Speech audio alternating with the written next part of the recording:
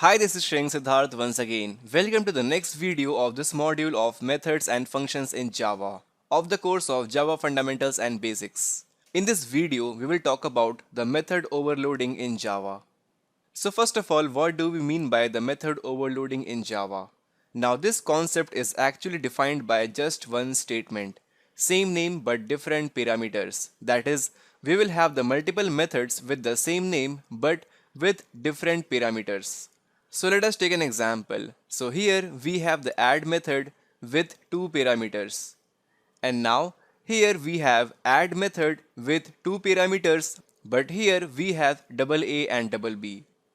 So this is just an example of the method overloading in Java. We have the same name, but there is some variation in the parameters, such as here we have int and here we have double. And next, here we have three parameters such as int a, b and c. So again we have the same method name add. Now the last example is private void add method without any parameters. So all the four methods follow one rule. They have the same name but different parameters, right? So this is what the method overloading is all about. And now let us clarify your concept of method overloading inside the IntelliJ IDE by using some example such as private static void, let's say add two numbers, and now sout int sum equal to 3 plus 4, and simply print out sum. And now let us define one more add method. Let's say private static void. Now make sure you define the same method name such as add, but this time I will use int a comma int b. So let us add these two numbers a plus b and let us print it out. Fine. So here we have two methods, add method and add method. But here we don't have any parameter, but here we have two parameters of int a and int b. So from the main method we can simply call add.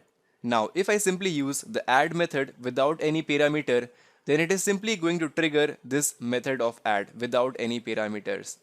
Now if I use some parameter here, let's say 1 comma 2, then it is simply going to trigger this method with parameters, right? So first let us try it out without using any parameters. So in the output we get 7 just because this method is getting triggered. Now let us do one thing, let us pass some parameter 1 and 2, and this time this method will be triggered present here. So in the output we get the sum of 1 and 2, that is 3. And now we can also change the data type of int to doubles, or you can say the float.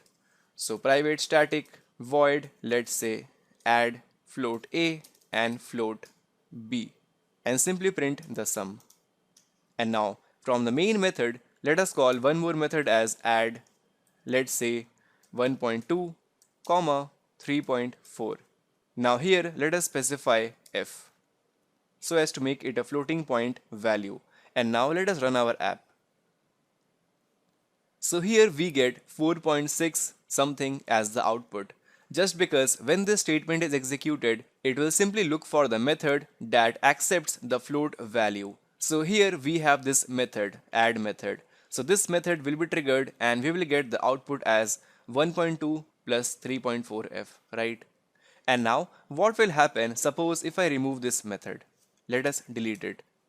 Now here you can notice this method here add, we are simply passing the integer 1 and integer 2, but it is not showing any error because when this statement will be executed, the compiler will simply look for the best possible method.